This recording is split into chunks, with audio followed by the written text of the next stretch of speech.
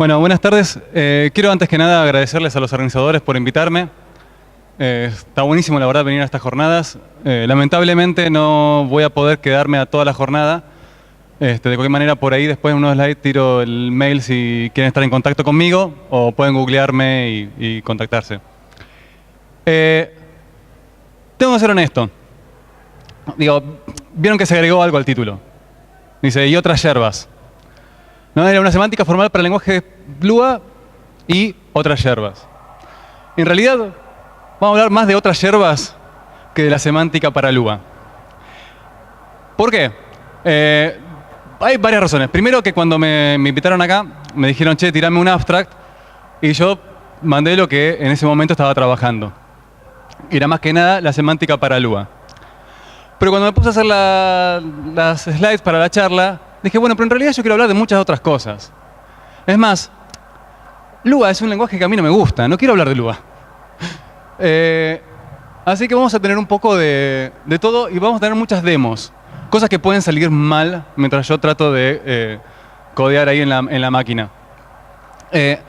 Lo que sí vamos a ver es el framework matemático formal que utilizamos para dar la semántica a Lua. Lo que se llama semántica de reducción. También vamos a hablar de PLT-Redex, eso va a ser una demo, que es una herramienta en la cual nosotros formalizamos semántica de reducción en la máquina, donde modelamos Lua y podemos ejecutar esa semántica. Ya voy a hablar un poco más de eso.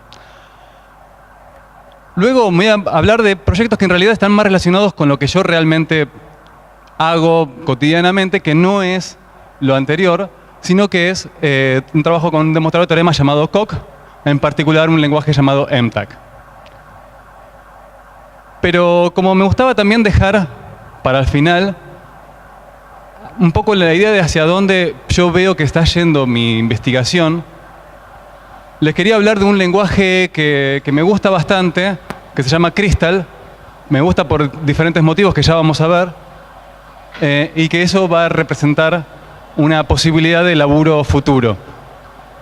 Y en el cierre voy a hablar de otros proyectos que tengo también por ahí boyando. Si algo no se entiende, pregúntenme, no se preocupen. Yo igual trato de que la charla sea lo más entendible posible. Si les gusta algo de lo que ven, me tiran un mail y entramos en contacto. Bueno, como dije, voy a hablar de muchas cosas. Una de ellas va a ser el laburo que en realidad ni siquiera hice yo. Lo hizo este chico, Malcu Soldevila, que de hecho lo presentó ayer, creo, en Vancouver.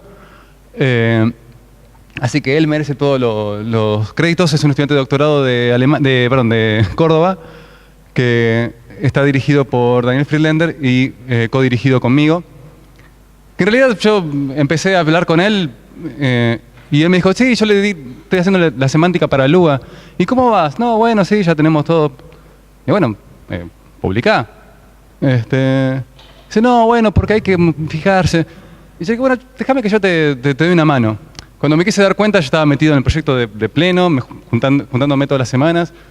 O sea, yo participé también, obviamente, de este proyecto, pero el que hizo el laburo principal fue él.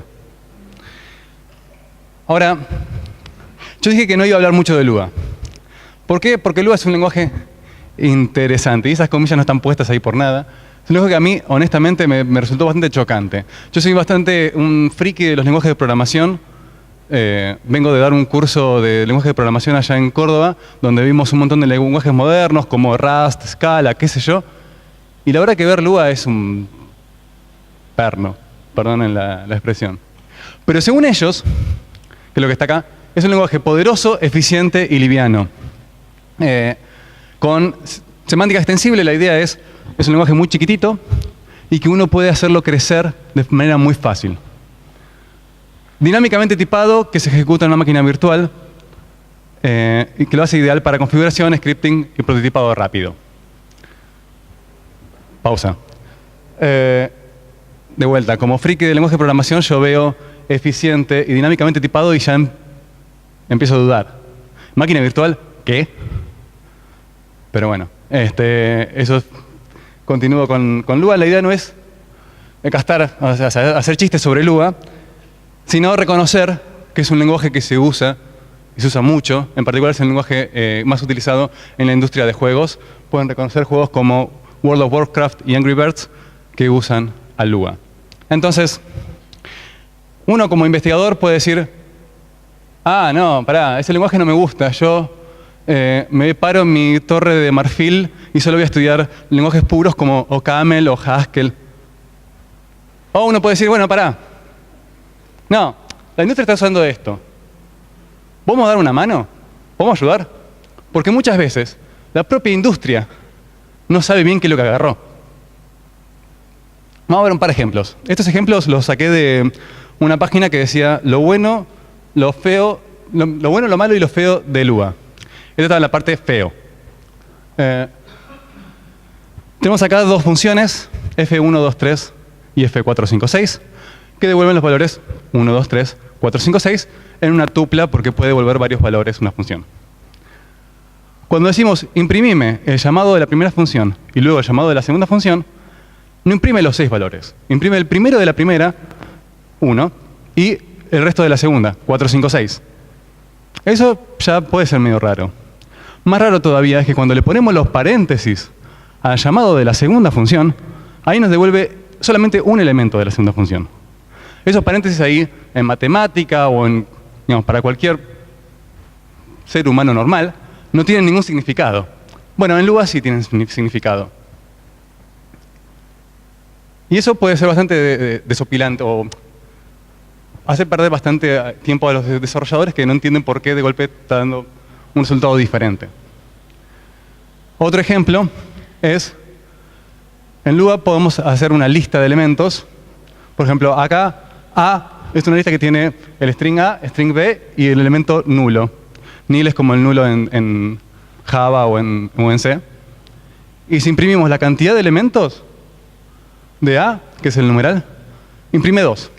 Ok, no imprime, el nulo no lo cuenta como un elemento de la lista. Ahora le chantamos un elemento más, el T, y de golpe me dice, hay 4 elementos. Ahora sí contó el nil. Bueno, uno dice, está bien, vamos a leer el manual, ¿no? RTFM, las siglas en inglés, hay que leer el manual. El manual está claramente explícito que solamente está definida una tabla o lista en este caso. El operador numeral está definido solamente si esa lista no contiene un nil en el medio. Mala mía, voló. Tenía que... estoy pasando una secuencia que no está esperando. Entonces, podía darme cualquier otro resultado y está bien. Excepto que cuando vos entras a escarbar en el resto de la semántica de Lua, los propios desarrolladores de Lua te dicen la semántica del lenguaje está dada por la semántica de la máquina virtual. Y esa semántica se testea con la suite de test de la máquina virtual.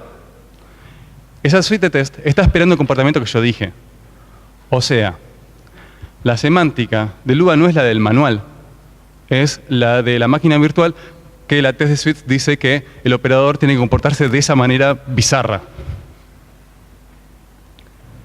Bueno, y eso fue lo que propusimos arreglar, o mejor dicho, Malku, y yo me acoplé. La idea de darle una semántica formal que explique por qué Lua hace esas cosas. Hay una explicación. Después hay que ver si tiene sentido esa explicación, pero bueno, por lo menos matemáticamente uno puede modelar qué es lo que hace Lua y por qué esos resultados son correctos. Pero no podemos hacerla de manera completamente incomprensible. Tiene que ser comprensible para los desarrolladores, porque parte de la idea es poder interactuar con ellos. Interpelarlos para que ellos mismos puedan modificar la semántica y decir, bueno, ¿qué pasa si ahora le cambio esto? Y en vez de, no sé, que el operador numeral haga otra cosa. ¿Cómo impacta eso en el resto de la semántica? Para eso necesitamos que sea modular, como para que uno no tenga que modificar muchas cosas a la vez cuando quiere modificar solamente una cosa muy chiquita. Esto de modular lo digo porque vamos a ver un framework matemático llamado semántica de reducción que está apuntado a eso, a dar una semántica de forma muy modular. Y pudimos mecanizar en un lenguaje llamado PLT-Redex, que está hecho en Racket, para los que estuvieron viendo cosas de Racket acá ayer. PLT-Redex nos permite definir y testear de forma muy cómoda la semántica y poder jugar a ver, con la semántica para ver qué resultados da un cierto programa, por ejemplo. Y hicimos que sea conforme a la suite de test del intérprete principal, como para estar seguros de que realmente estamos modelando lo que se supone que es Lua. Cubre casi todo el lenguaje y los tests pasan todos en aquellos temas que nosotros cubrimos. Bueno, hasta acá les hablé de nuestro trabajo con Lua. Como yo dije, no voy a hablar tanto de, más allá de los ejemplitos esos, no voy a hablar mucho de Lua. Pero sí quiero hablarles de la parte matemática fundacional que nosotros utilizamos, que eso fue a mí una de las cosas que más me enganchó. Porque es algo que yo no conocía, semántica de reducciones, y que me pareció súper piola. ¿Cuántos de ustedes escucharon hablar de Small Step Operational Semantics? Levanten la mano. Me imaginé. Esto, para los que saben, se enmarca en, es como lo mismo, es Operational Semantics Small Step, pero con un twist. ¿Qué es semántica operacional de paso pequeño, como se lo llama a veces en castellano? La idea de explicar la ejecución de un programa de un paso por vez. Para eso hay que hacer 3 simples pasos, en el caso de semántica de reducciones, que es, primero, la sintaxis, cómo se escriben nuestros programas. Segundo, el paso atómico, cómo se ejecuta una instrucción básica de nuestro programa. Finalmente, cómo hacemos para componer todos los pasos atómicos en un programa grande para ver cómo se ejecuta ese programa. En nuestro caso vamos a ver un lenguaje de juguete que es un pequeño, muy pequeño subset de Lua. Ese lenguaje está descrito por esta sintaxis, que básicamente los que están acostumbrados a ver estos árboles de derivación, o BNF, como se llaman, básicamente lo que nos dice es, tenemos if then else, y puntos y comas, estos van a ser nuestros programas. Las condiciones del if then else van a ser expresiones de la lógica booleana. Las expresiones pueden ser un valor como false y true de la lógica booleana, o nil, el elemento nulo, que lo agregué solamente para que haya algo un poco más parecido a Lua. Y finalmente vamos a considerar el and, or y el not como los operadores binarios de la lógica, booleanos de la... Sí, booleanos. Hasta acá, nada extraño. Si uno va a la página de Lua, se encuentra que ellos también describen la sintaxis de Lua de una manera muy similar. Esto, pero con muchas más reglas, obviamente. Más interesante es cuando damos un paso atómico. Por ejemplo, en el primer caso, cuando tenemos if b, then S1, else S2, vamos a S1, eso es lo que significa esa flechita, es da un paso a S1, al caso del then, si el valor no es nil ni false. Por los valores que nosotros teníamos, uno puede decir, bueno, pero eso es true. Cierto. Pero en Lua, los valores también pueden ser strings o números. De hecho, interesante, en C, if 0 se entiende como que eso tiene que ir al else, ¿no? Como que es falso. En Lua no. 0 va a verdadero. Lo interesante es saber estas pequeñas cositas que lo hacen a Lua particular. Bueno, si es nil o false, eso va al caso del else. Son los únicos 2 casos en los que se va por el else. Luego acá abajo damos la semántica de un paso del operador not y los operadores binarios and y or. Y para eso hacemos uso de esta tablita, delta, que nos permite, en vez de decir, bueno, acá, cuando damos un paso, tengo acá otra expresión, acá yo puedo poner en este delta una función de la meta matemática. Que simplemente, en este caso particular, lo que nos permite hacer es una descripción un poquito más simpática de los operadores booleanos, pero que no tienen en este caso ninguna sorpresa. El AND, cuando tenemos que B es falso o nil, devuelve falso o nil, y si no, devuelve el coso de la derecha, etc. Ya tenemos un paso atómico. ¿cómo hacemos para ejecutar todo un programa? Para eso, lo que define la semántica de reducciones, y lo que lo hace particularmente interesante, es esta idea de contexto de evaluación. La idea de que vos agarrás y en ese E, que está ahí, grande, definís lo que es un programa al cual tiene adentro un pedacito que tenés que evaluar a continuación. Yo lo grafico con estas mamushkas, ¿no? Vos decís, tu programa es la mamushka grande y adentro te encontrás con la mamushka chiquitita, que es donde tenés que dar un paso de ejecución. Cuando das un paso, cambiás esa mamushka por resultado de hacer un paso atómico y pones la nueva mamushka. Eso es un poco lo que dicen estas dos reglas de acá. Por ejemplo, acá, si damos un paso en una expresión atómica E a E', cambiamos el programa, la mamushka chiquita del programa, E con E'.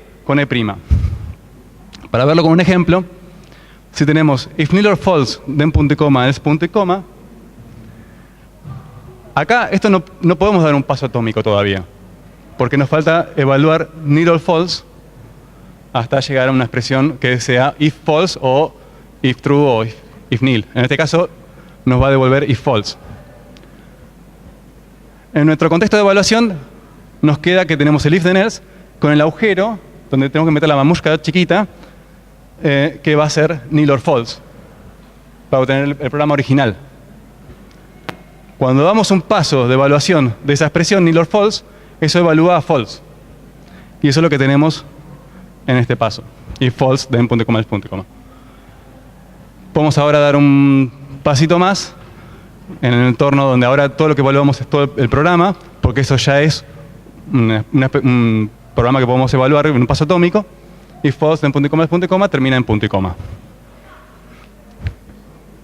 Esa es un poco a grandes rasgos, en muy poco tiempo, lo que se llama semántica de reducción, y eso es lo que nosotros utilizamos para modelar la semántica de Lua. Una de las ventajas es que uno puede, esas mismas reglas que nosotros acá mostramos de manera linda, impresa en látex, las podemos llevar de manera muy fácil a este lenguaje PLT-REDEX. No se ve tan lindo, hay muchos paréntesis acá. Pero básicamente, por ejemplo, el primer ejemplo dice if B, then S1 else S2, va a S1 si se cumple la condición de que no es igual a nil o false. Para ahí cuesta leerlo un poquito más, pero es lo mismo. Permiso, voy a pasar a la primera demo. No tuve en cuenta esto de tener que sostener el micrófono a la vez de usar la computadora. Chan. Bueno, no importa, ya nos arreglaremos.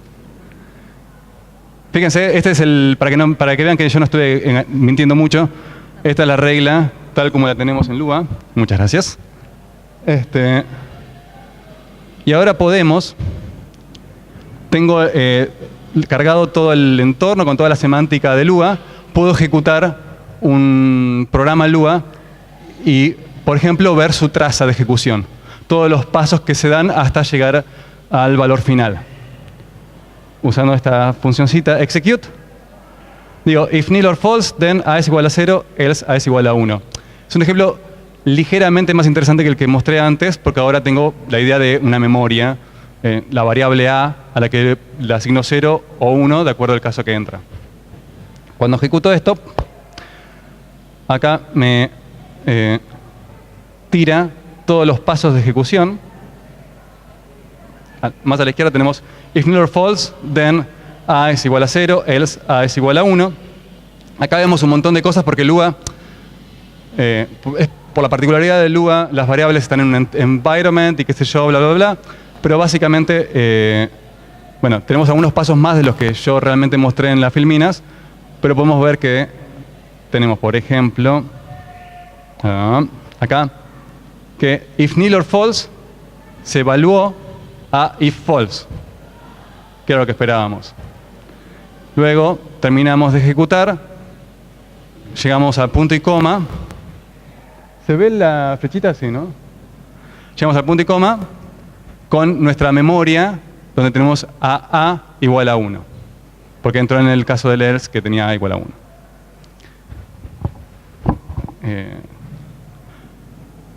Este es un ejemplo. Nosotros podemos ver una traza, pero podemos hacer mucho más con PLT-Redex. ¿Dónde está? Acá. Está.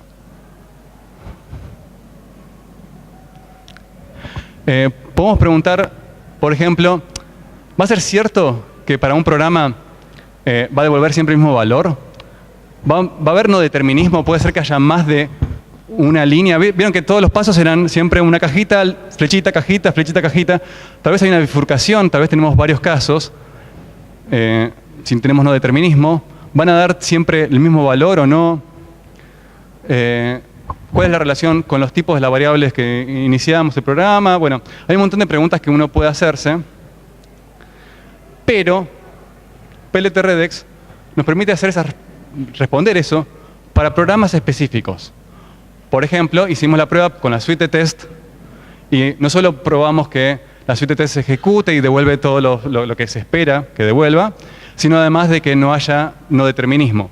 Porque elegimos, de momento tenemos un fragmento que es determinista del lenguaje. Entonces, hicimos esa pregunta para todos los programas de la suite de test. Pero no podemos demostrarlo para todos los programas. Para eso, uno espera poder demostrar.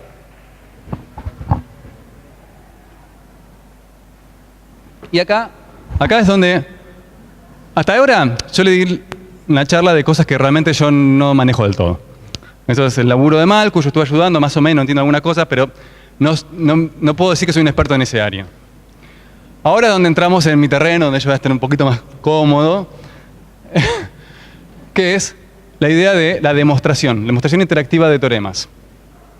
Como decía, PLT-Redex nos permite testear, pero no nos permite demostrar, salvo para algún programa en particular.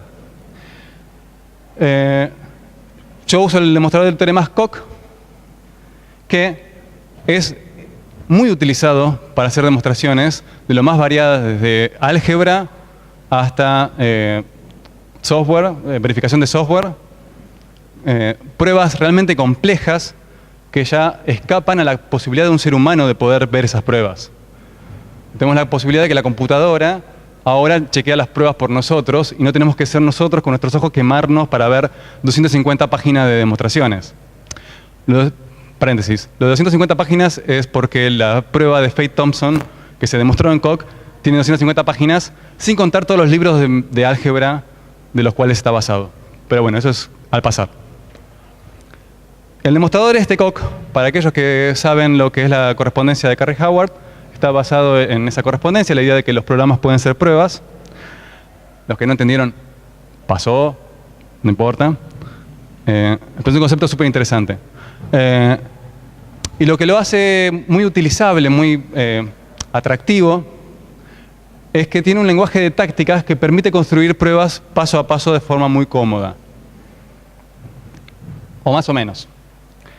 Mi proyecto principal, donde realmente donde yo realmente estoy laburando más tiempo, es MTAC, que es un nuevo lenguaje para escribir demostraciones de forma más cómoda, de forma en que uno pueda hacerlo con todas las herramientas de programación funcional. Perdón, soy programador funcional, me gusta programar en funcional, y cuando quiero programar mis pruebas, también quiero programar en funcional. Entonces, así fue que nació MTAC, que permite construir pruebas muy modulares. Esencialmente, para los que saben, es una mónada embebida en Coq para construir demostraciones. Y déjenme darles una pequeña demo. Sí, te dije que iba a haber 3 demos. Este es Coq. Acá estoy escribiendo el mismo lenguajecito que teníamos antes.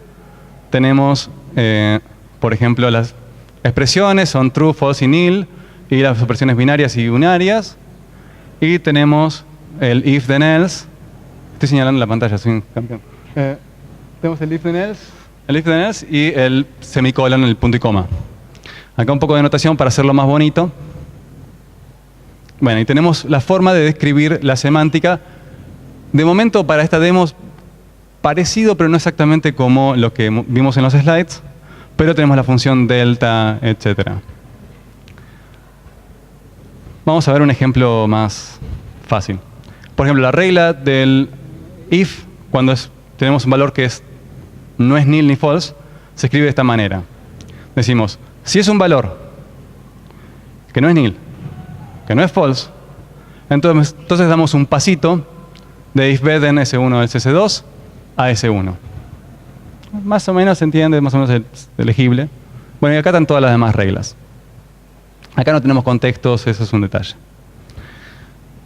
Luego podemos, por ejemplo, testear, hacer un test que dice, del programita que teníamos antes, if nil or false, then punto y coma es punto y coma, vamos en varios pasos a punto y coma. Como decía, es un demostrador interactivo. Coq interactúa conmigo, me dice, bueno, tenés que demostrar esto, y lo que me está mostrando ahí abajo. Y yo digo, bueno, ¿sabes qué? Tenés que hacer un paso inductivo. Porque vamos a hacer un pasito hasta llegar al final. Y lo que vamos a hacer ahora es ejecutar lo que está dentro del condicional del if. Eso es lo que yo le estoy diciendo acá, esencialmente. Bueno, damos un pasito, simplificamos, ¡pop! Y me quedó, como pueden ver, if false, then punto y coma es punto y coma. Esto es un toque perno, digamos, es para mostrar más o menos cómo interactúa Coq conmigo. Pero si ustedes ven en PLT-Redex, yo le apretaba un botón y ya me tiraba todo. Yo no tenía que hacer nada.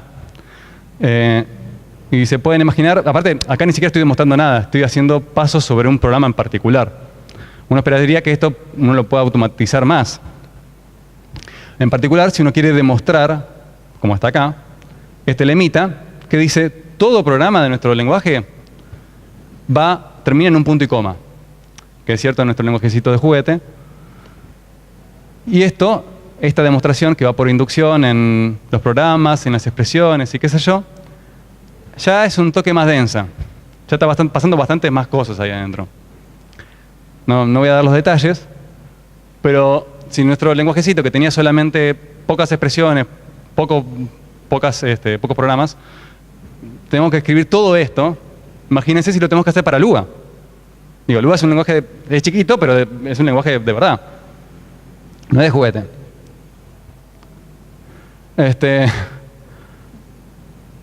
Bueno, Coq tiene su lenguaje para automatizar demostraciones, pero que la verdad es bastante un perno para utilizar, y yo decidí trabajar en mejorar eso con mi proyecto MTAC. Y acá, yo un poco lo que quiero mostrar acá, son dos cosas. Por un lado, que uno puede automatizar las demostraciones, modularizar, ahorrarse muchos pasos, pero además mejorar las pruebas para que sean más robustas y más legibles, que podría llegar a ser otra parte del interés de uno. Esencialmente, por ejemplo, en esta funcioncita, que ahora es una función MTAC de mi lenguaje, lo que yo digo es, hago un montón de operaciones y en el medio aplico el lema que me pasan por argumento. Con esta funcioncita yo ahora puedo describir de manera sucinta qué pasa cuando quiero dar un paso dentro del condicional del if o cuando liquidar el caso cuando el if es true. Tenemos if true, bla. Entonces ahora nuestra demostración por ahí no quedó tan comprimida, pero porque además, como dije, busqué esto otro de que además sea legible. Y dije, por ejemplo, en el programa, que en este caso es P, hace inducción y en el caso base, liquidarlo de forma automática. Esto es lo que está diciendo este ejemplo, esta línea. En la segunda dice, bueno, ahora hace inducción en las expresiones y cuando es falso y nil, también, eso va fácil. En los otros casos, bueno, hay que hacer un poco más de laburo. Esto yo podría comprimirlo bastante más si quisiera, pero digamos, ya me preocupé más porque sea legible. Es una demostración que uno puede casi leer como si estuviera haciendo una demostración en papel. El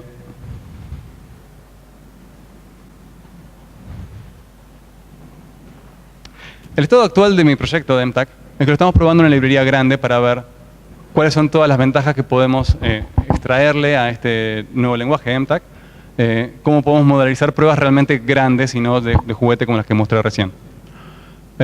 Pero hay un montón de laburo por hacer, muchas extensiones, muchos aspectos teóricos, porque algo que no mencioné es que yo estoy usando el lenguaje de Coq para describir en definitiva, MTAG es un metalenguaje sobre Coq, que está descrito en Coq, y eso genera una circularidad ahí medio extraña, que tiene sus desafíos teóricos. Hasta ahí di un repaso de dos proyectos en los que estoy trabajando. Uno es la semántica ALUA, el otro es el lenguaje Coq-MTAG. Ahora voy a hablar un poco de los proyectos que se están empezando o que quiero empezar en el mediano o corto plazo. Uno es trabajar sobre este lenguaje Crystal, que me importa bastante más que Lua. ¿Por qué? Por dos razones. Primero, porque es argentino. Está hecho en Olivos, pero en realidad ya tiene desarrolladores en todos lados del mundo, tuvo su impacto, digamos, está creciendo. Hasta hay 100 tipos que pusieron guita para que esto crezca, a pesar de que es open source. Y parte de su éxito tiene que ver con que los chabones agarraron una sintaxis muy parecida a Ruby y lo hicieron compilable y con tipos inferidos. O sea, al compilar es eficiente. Con tipos inferidos significa que uno escribe el programa prácticamente como si fuera Ruby. Y la verdad que es un lenguaje muy bonito. A ver si me la banco con una sola mano. Por ejemplo, déjenme mostrarles.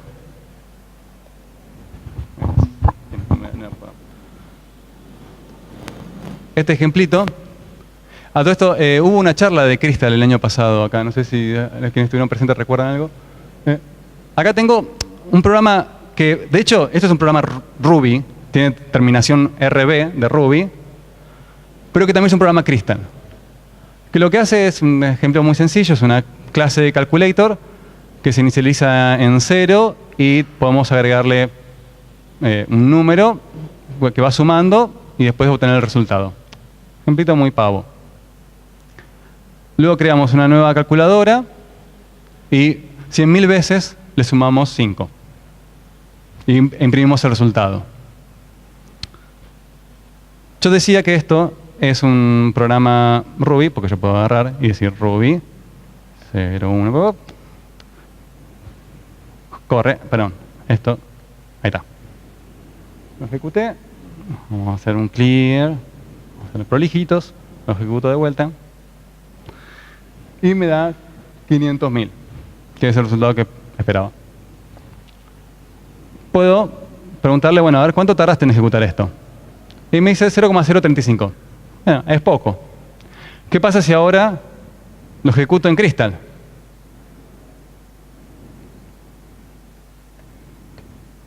¡Apa! ¿Vieron que tardó? Pues yo dije que esto era eficiente. ¿Que compila? Vamos a compilarlo.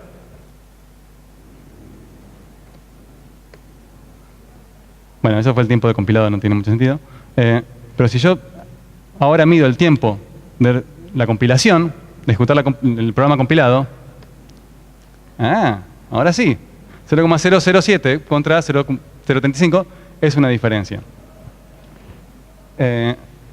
Y fíjense qué interesante, yo agarré el mismo programa, tal cual como estaba en Ruby. Por supuesto, como esto tiene tipos, que es lo que lo hace eficiente para poder saber que lo que tenemos son números, que estamos sumando números y qué sé yo, uno puede hacer cosas más interesantes, como empezar a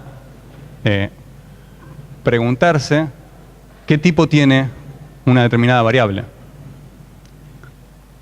Acá tenemos otro ejemplito que dice, bueno, myvar es 0 y tiro una moneda y más o menos con 50% de probabilidad la cambio por Messi Corazón, el string.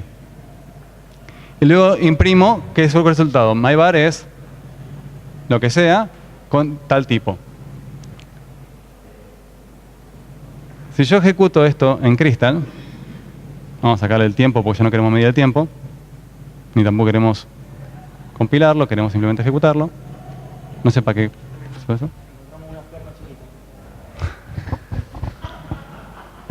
Gracias.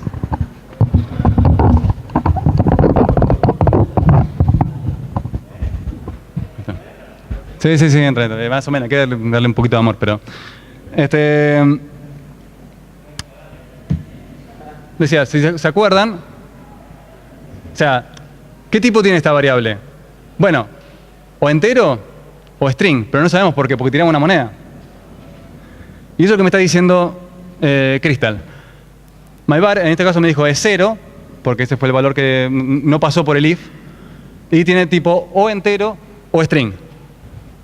Si yo ejecuto de vuelta, ahí me dice Messi corazón con el mismo tipo. Que tenga un tipo como ese significa que yo no puedo hacer cualquier operación. Yo no puedo sumarle 42, porque si yo quiero sumarle 42 me dice, no, mira, macho, eso, la suma es solo para números. Vos tenés un string. O sea, porque estás sumando un número, eso no se puede hacer. Bien, tiene sentido. Sí, es Messi corazón, ¿qué significa Messi corazón más 42? Seguro que JavaScript sabe cómo manejar esa situación y devolver cualquier cosa. Pero Crystal dice, no, seamos un poco más inteligente.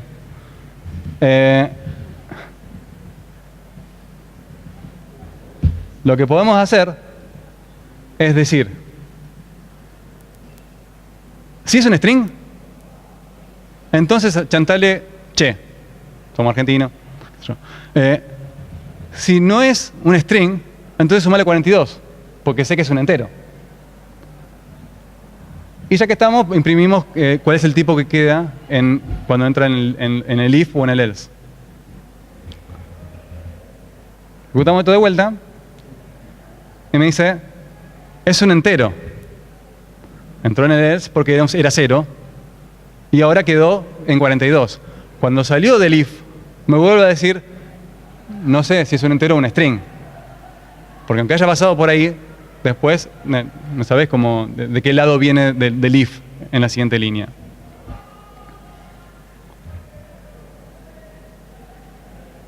Miren qué interesante esto. Si es un string, le chanto el che, imprimo eso, el tipo de eso, y ahora le digo myVar es true. ¿Qué esperan que tenga como tipo final acá? ¿Aún no se reja?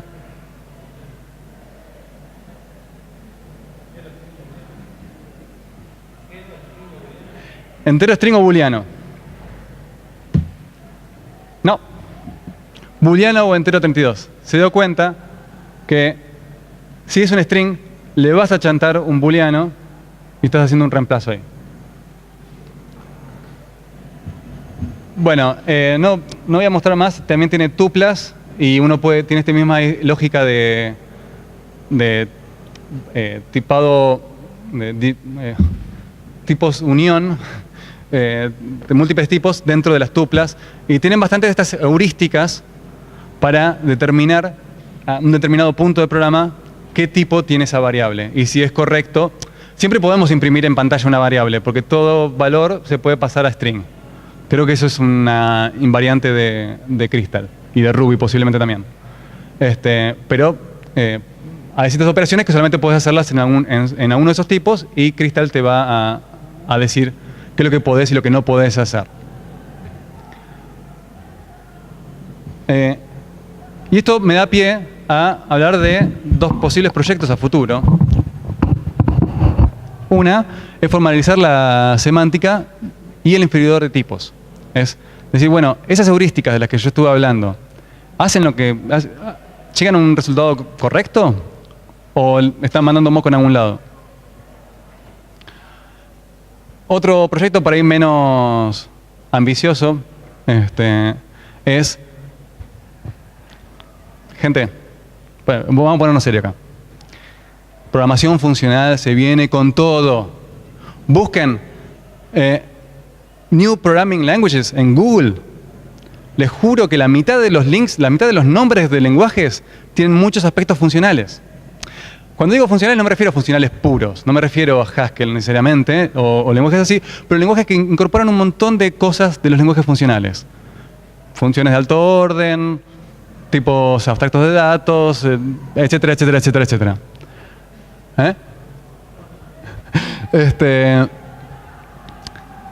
Me gustaría que si realmente parece que el mundo del lenguaje de programación, busquen Rust, Swift, todos los lenguajes que aparecieron en los últimos años, todos se están moviendo para ese lado, me gustaría empujar también a Crystal para ese lado y agregarle aspectos más funcionales. Bueno, voy a concluir con un par de proyectitos más que andan por ahí dando vueltas. Yo les hablé de que tenemos semántica en PLT-Redex. Es una herramienta muy cómoda para describir y jugar con la semántica PLT-Redex, pero no para demostrar. Yo tengo experiencia en demostrador de teoremas, como Coq. Podemos agarrar y de una descripción en PLT-Redex escupir Coq y ponernos a demostrar. Podemos hacerlo de una manera de aprovechar automatización para no tener que lidiar con un montón de casos.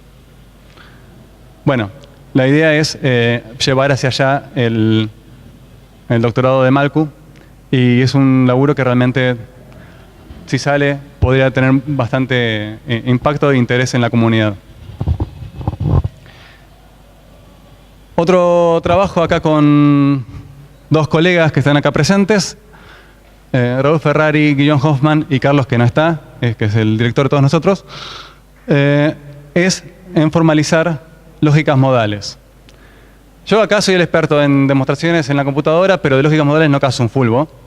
Soy honesto, ellos son los lógicos modales, pero la idea es aunar conocimientos y hacer verificaciones de las teorías locas que tienen. En particular Raúl, que se fuma cada cosa y se viene con unas lógicas totalmente bizarras.